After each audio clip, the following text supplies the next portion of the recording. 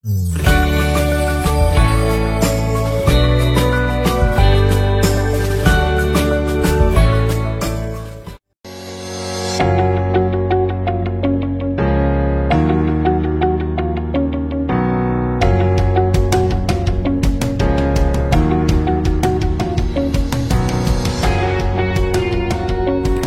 praktikum kali ini, kita akan mengamati pertumbuhan mikroba yang tumbuh pada air yang tercemar oli bekas.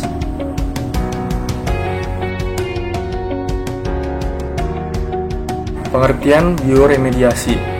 Bioremediasi adalah suatu usaha untuk memulihkan keadaan lingkungan yang tercemar dengan menggunakan makhluk hidup seperti mikroba, enzim pada mikroba, dan juga tumbuhan atau fitoremediasi. Kriteria dalam melakukan remediasi yang pertama adalah organisme harus memiliki aktivitas katabolisme yang penting dalam merombak kontaminan pada kecepatan yang layak untuk menjadikan tingkat yang sesuai standar. Yang kedua, kontaminan target haruslah bersifat bioavailable. Daerah tempat kontaminan memiliki kondisi tanah yang kondusif untuk berkembangnya mikroorganisme dan tanaman atau aktivitas enzimatik. Yang keempat, biaya remediasi haruslah lebih rendah atau tidak lebih tinggi dari teknologi lainnya yang dapat digunakan untuk memindahkan kontaminan. Selanjutnya adalah tujuan praktikum. Tujuan dari praktikum ini adalah untuk melihat pertumbuhan mikroba yang terjadi pada air yang tercemar oli.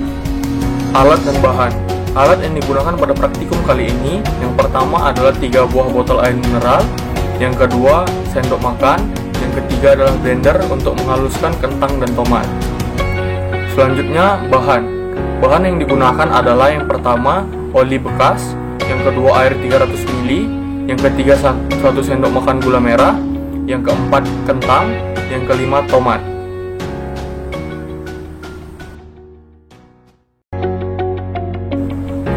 Adapun prosedur dari praktikum kali ini, yang pertama adalah siapkan bahan-bahan yang sudah disebutkan tadi.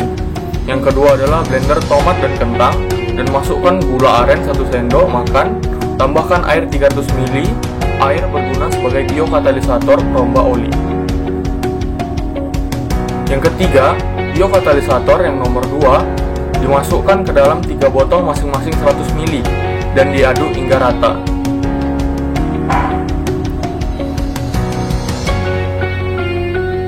Yang keempat, masukkan oli ke 3 botol plastik, masing-masing sebanyak 1, 2, dan 4 sendok makan ke dalam 3 botol air mineral.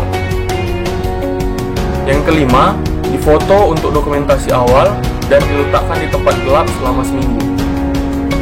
Yang keenam, setelah 1 minggu, lihat perubahan pada air, dicium perubahan bau, dan difoto hasil pengamatan.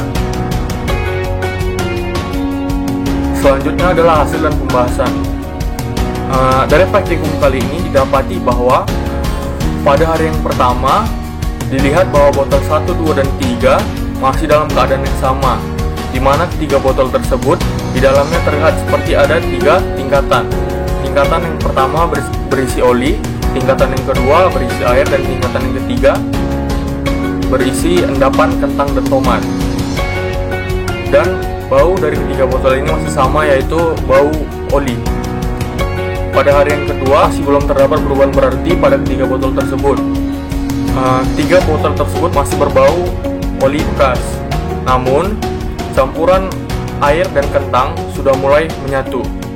Pada hari yang ketiga, botol 1 yang berisi 1 sendok makan oli bekas sudah tercium bau busuk namun belum menyengat.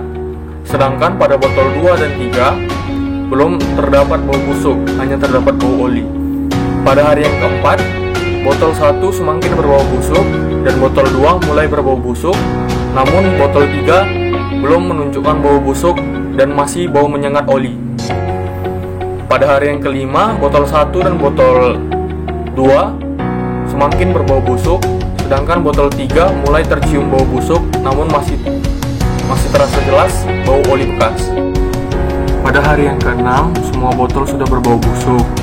kecuali pada botol 3 masih tercium bau oli, dan warna ketiga botol tersebut sudah menunjukkan warna coklat agak tua. Kemudian pada hari yang ketujuh, semua botol berbau busuk, namun botol 3 masih memiliki bau oli namun samar-samar, dan semua botol tersebut sudah berwarna coklat tua. Jadi pembahasan dari praktikum kali ini adalah pada setiap botol terjadi perubahan warna dan perubahan bau. Perubahan bau ini disebabkan karena terjadinya remediasi pada setiap botol tersebut. Beberapa mikroorganisme pengurai aktif memfermentasi oli bekas, kentang, dan tomat yang telah di blender. Hasil dari fermentasi tersebut adalah antara lain menghasilkan gas yang berbau busuk. Pada setiap botol juga terjadi perubahan warna. Perubahan warna ini adalah akibat terjadinya bioremediasi. Enzim yang terdapat pada kentang dan tomat dapat menyebabkan air tersebut berubah warna, serta karena adanya aktivitas mikroorganisme pengurai menyebabkan berubahnya warna air. Air berubah menjadi warna kecoklatan,